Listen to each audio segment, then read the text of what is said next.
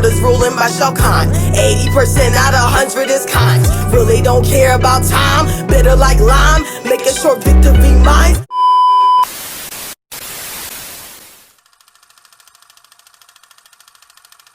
Hey you guys, what's going on? It's your girl Taj, aka Coco Bone. Yes, I'm coming at you guys with another voiceover review video. I am apologizing for just coming with this. Honestly, you guys, I just have so much in my personal life going on. As you guys know, I am a mother to a 4-year-old, so that is work within itself.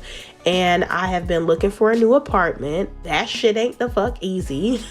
Then, you know, I'm about to start my new job at my school bus company. Yeah, well, not my school bus company, but y'all know what I'm trying to say. Yes, I'm about to start my new job at a school bus company. Amazon bitch ass had to go because I'm too cute to be sitting up here lifting some big ass, heavy ass bags, period. But yes, so it's just been a lot in my personal life going on. So I'm not trying to be lazy. It's just a lot that I have going on outside of the YouTube channel, but I'm doing the very best that I can to stay consistent on my channel. Also, I'm going to be uploading some faceless videos onto my new channel called Tea Time, Taj Time. So stay tuned for that. I'm still working on that channel now, but yeah, I am definitely ready to give my opinion on this episode, but I do also want to make something very, very, very clear because I just made this rule up for myself. If I do not, I repeat, if I do not upload, or not upload, but if I don't start recording either Monday or Tuesday tops, I will be doing voiceover reviews from here on out. I am sick and tired of being super late. And when I'm super late on these reviews, I clearly don't be racking up my views how I should. So that's just what I'm just going to start doing since I have a really busy life right now. I'm going to record voiceover review videos if I am not on camera by either Monday or Tuesday talking my ish. So that's how we're going to do that over here. With all that out the way, let's go ahead and just get straight into this review. So in the first scene, that's when we're picking up from where we left off, which was the girl in the red whooping the girl in the pink's ass, dragging her for filth throughout that audition room, honey, to the point where the girl in the red had got a wristband, and the girl in the pink also got a wristband, but she got one out of sympathy because she just got her ass whooped on a national streaming app. Poor thing did not stand a chance, and I felt bad for her because she did look cute. I really liked her outfit, but yeah, that girl in the red had fucked her ass up, honey. So next up was this cute little chocolate girl named Foxy the Swiper, and I ain't gonna lie, why is she coming up with this flamingo Pink Panther pink ass motherfucking outfit on, y'all? Like, the bitch looked like she was about to turn into a damn bird and just take the fuck off in the air, bitch. But nevertheless, she just started twerking the ass that she don't got. And please be aware, these are just jokes. She is cute. She's bad. I'm not saying nothing about her being ugly. She's a bad bitch. But all she did was twerk and she still got a wristband. And now I'm looking at the judges like, y'all bitches is being biased. Like, what the fuck does it really take to be a bad girl? Like, what is it? You feel me? Because it's like, I feel like y'all just handing wristbands to anybody that you just personally feel like you want to hand a wristband to. Y'all don't even have a legitimate reason, like, or a really good reason in my opinion. So yeah, anyway, sis had got her wristband, so shout out to you, Foxy the Swiper. So next up, we have a girl named Tadisha, and Tadisha is a tall, beautiful, chocolate, dark-skinned black woman, okay, that had her ass out. Sis definitely wasn't ashamed. And out of nowhere, sis pulls out a half a pound of weed, y'all. Cause she came up like, yeah, my name's Tadisha. I'm from California, you know, and I'm a person that be selling weed. Like, I'm really trying to make it out here. Then all of a sudden, like, she pulled out this half a pound of weed, and she definitely got her wristband for that. And it's just like, again, to the judges, like, y'all being biased again. So because she pulled out weed, that's all it takes. If that's all it takes, then shit, I could have had cane for all of that. Damn, I would have damn sure had got a wristband. If all it takes is for me to pull up with a half a pound of weed, shit. But anyway, y'all, she got her wristband, so shout out to her. So next up is this bitch that goes by the name of E.T. That was the bitch with the red shirt on. I don't mean to call her a bitch, y'all. I'm just talking. But that was the bitch with the red shirt on, and she goes by the nickname Scarface. She was on Baddies South Central, the recent one, with Krishan, you know, in the house, and she was the one that fought Krishan. And y'all know how Jayla feel about Krishan, and now Rolly, even though they had their little squabble or whatever. But you know, like, Jayla and Rolly is just like, well, how you got into it with Krishan? So that's when E.T. was like explaining how, like, look, she was saying how, like, she was going to, like, run up on me, so I ran up on her, and I didn't mean for her to get jumped, but yeah, like, you know, that's how things had went down. And then that's when Bree was like, next. And I ain't gonna lie, Bree was drawing for this whole episode, or not this whole episode, the last episode, where she was just like doing too much. But I did like respect her for the loyalty, and she's like, next, we're loyal. And I know that's the fuck right. I would have been the same way, but I don't know what the fuck made Rolly gave that bitch a fucking wristband. I'm sorry, Rolly is so, it's like I really want to like Rolly because she do seem cool. She got her cool moments, but she's very, like, she's too wishy-washy for me. She's too contradicting for me, you know. Like, Jayla, she didn't give her no wristband. Scotty ain't give her no wristband. So, you know, Rolly, really, if it wasn't for Rolly, she wouldn't have got no damn wristband. But she ended up getting a wristband with the crutches and the cast and all. So shout out to her, I guess. So next up was Zanara, which was the big girl with the afro and the glasses on. I don't know why sis came up looking like Erykah Badu. And there ain't nothing wrong with the afro, but the outfit wasn't giving. The glasses wasn't giving. You know what I'm saying? Like, she could have put in some contacts for this audition. I'm just saying, like, some of these women, I don't know who told them to come out the house looking the way they do. But anyway. So she comes up and immediately she gets next. She starts to get an attitude, starts to pop off. That's when shit goes real left, and she tries to basically go up to Bree, because Bree stood up and she was talking her ish, and Bree had threw that weak ass hit at the girl Zanara, and honey, that's when mayhem just started to go crazy from there. So right after when the girl Zanara gets escorted out by security, Rolly goes out there to go get the girl back because she told her that she definitely wasn't planning to try to sneak her or anything like that, and she was going to give her a band before, you know, Bree had took that swing at her. So also Scotty was also going to give the girl a band as well, which was weird because it was like, why did you get up to supposedly help Bree in the midst of this weak ass fight, but you was gonna give her a wristband? Like, sis, make up your mind.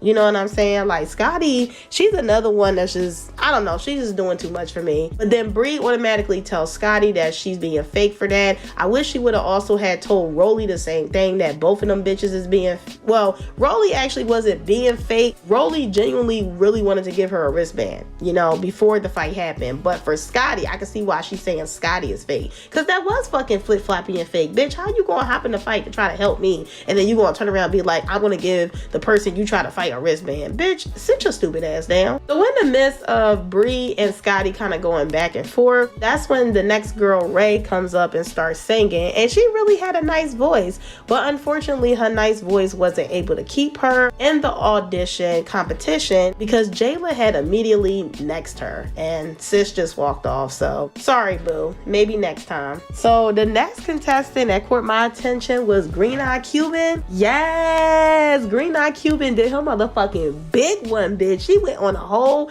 headstand, then did a whole fucking split. That deserves a wristband. Do you know how hard it is to fucking do that? That bitch is flexible, okay? Go ahead, Green Eye Cuban, with your little cute ass. Oh my god. So in the next scene, this girl ATL had came up, and she immediately has an attitude. Yeah, ain't nobody gonna sit up here and, y'all mean, take my spot. Anybody wanna check me? Who gonna check me, boo? So then that's when Rolly was like, well, who gonna come for their spot? Who gonna fight for their spot? Come up now. And some random ass girl came up. These bitches started playing pity pat, y'all. Like, they was starting to play pity pat. The girl that did come up to fight, she got her closure ripped off, but her and the girl ATL still had got their wristbands. So that shit was funny as fuck. So in the next scene, that's when this girl named Ish had came up to try to, obviously audition. And immediately she got a next because Rolly was saying that you got to come up with a big personality. And the girl Ish was just like, damn, you didn't even give me a chance to talk. Like, fuck. So that's when some other girl came up, started talking like over top of her. And then in the midst of both of these bitches trying to audition, here's another bitch that came out of nowhere named Romance and did a whole damn split. And she got a wristband. This audition is a hot, biased ass mess. These bitches just hand out wristbands, But yeah, that shit was fucking funny, man. So after the girl Romance got her wristband, the girl that had came up while Ish was trying to audition, she ended up getting her wristband too. And she all masculine to my, yeah, do your thing, sis. Do your thing. And I'm just like, oh my God, why are you bitches acting like men? Well, not you bitches. Some of them were very feminine, girly and more feminine. But anyway, yeah, so she got a wristband. And then that's when the girl Ish was trying to run up on the judges. It's like, girl, come on.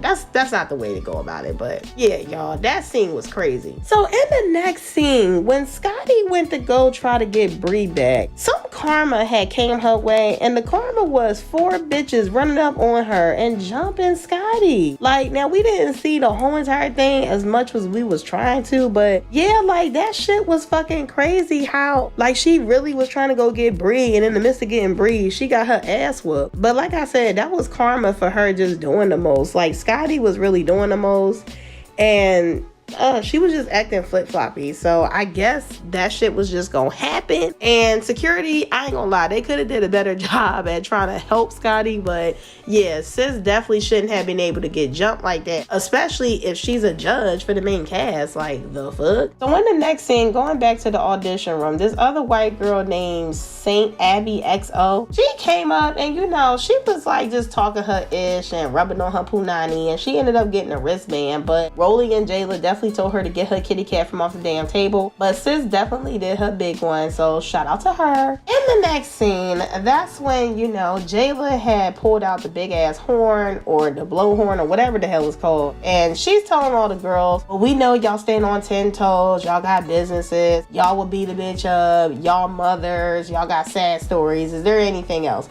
Jayla, aren't you the same one that came onto the show talking about how you got a business and you stand on your 10 toes and all this extra shit? So again, you're contradicting yourself, sis. You can't shame them girls for all of those characteristics when you have possessed the same thing on your season of Baddies South. Jayla, have a seat, boo.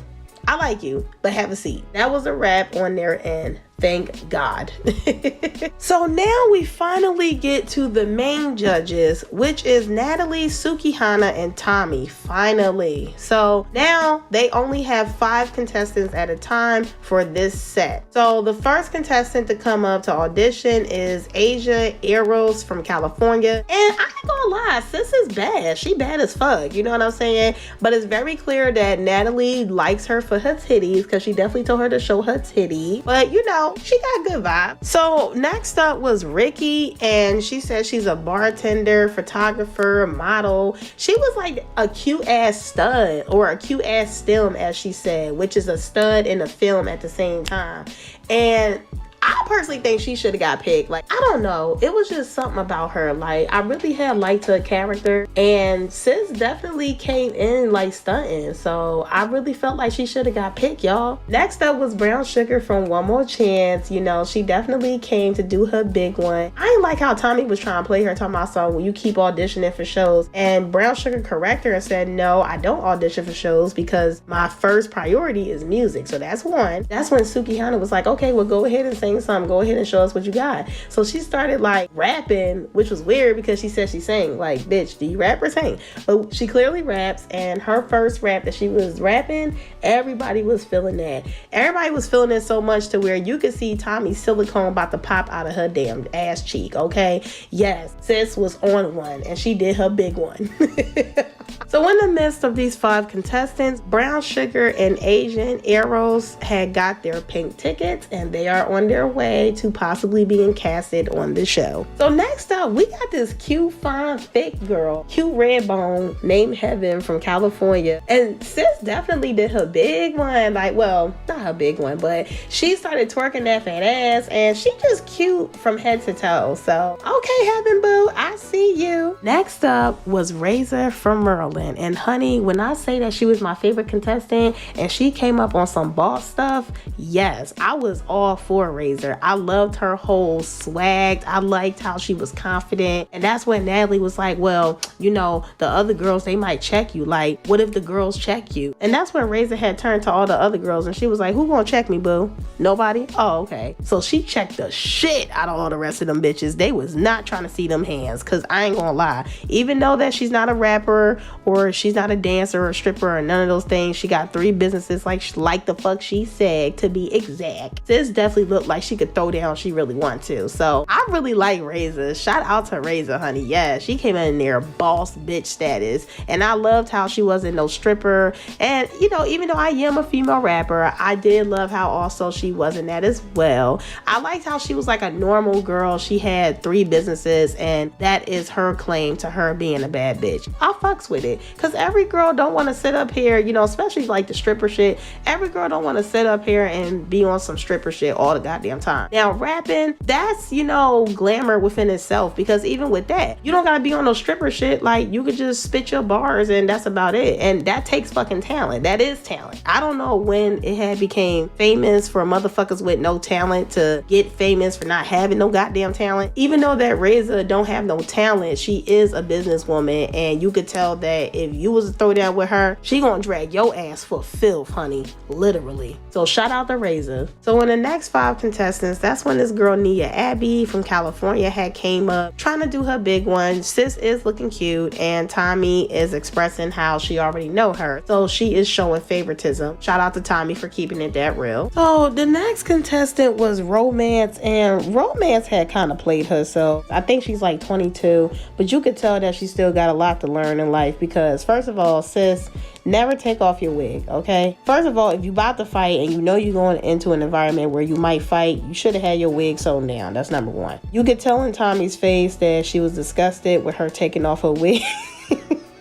But then after the girl took off her wig, she talking about, oh, well, I'm not going to try to fight none of these girls right here because they my friends. And that's when Natalie and Sukihana got upset. You feel me? Because they was like, girl, you can't be thinking some random bitch is your friend. And that's when Natalie was telling the girl, like, none of them hoes is your friends. Like, you got to worry about yourself, which is fact. Bitches, they're real grimy, or they can be really grimy. They could be jealous, envious, and conniving and insecure. And most importantly of all, fake. I've always have expressed that to y'all about women. So I was glad that Natalie and Sukihana was schooling her on that, but then Tommy was letting Sukihana and Natalie know that they are not counselors, and the girl should already know that, and you could tell Tommy was just over this girl. So that's when it was finally Lollipop's turn to come up and audition. And in the midst of her auditioning, she's like, oh, well, I'm here to take over season 3 because I already took over season 3. So that's when Tommy's like, well, what do you mean you took over season 3? This your first time trying to get on this show.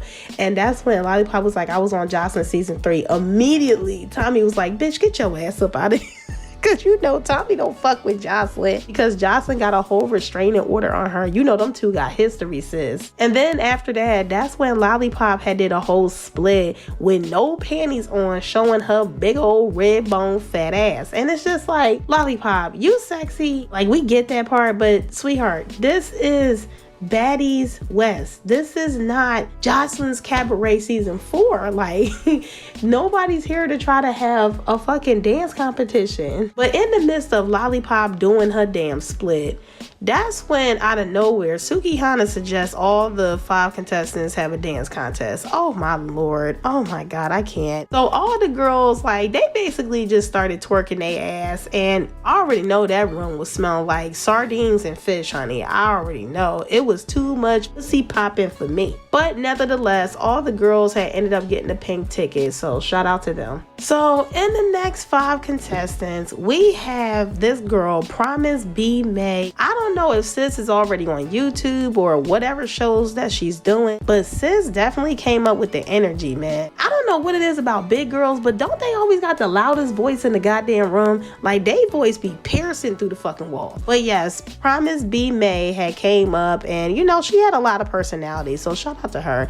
And she a cute big girl, so shout out to her. Next up was this girl named Stunna Girl. Now, Stunna Girl is bad. She is fine as wine, honey. But I don't like how Stunna Girl kind of came up like not humble. Like, I don't know, her whole energy was just rubbing me the wrong way. Like, she came in like, yeah, I'm Stunna Girl, I'm from California, and my name speaks for itself, period. And that was it. And it's like, bitch, who the fuck know you? Because honestly, I never heard of her until she got on Zeus 2 auditions. So I just think she could have been a little more humble, but yeah. So then the next contestant was Peaches. That was the one on my trailer reaction that I was cracking up at, because she really bored the fucking chair, bro. I ain't gonna lie, like, she thought she ate, but she didn't eat enough for the judges.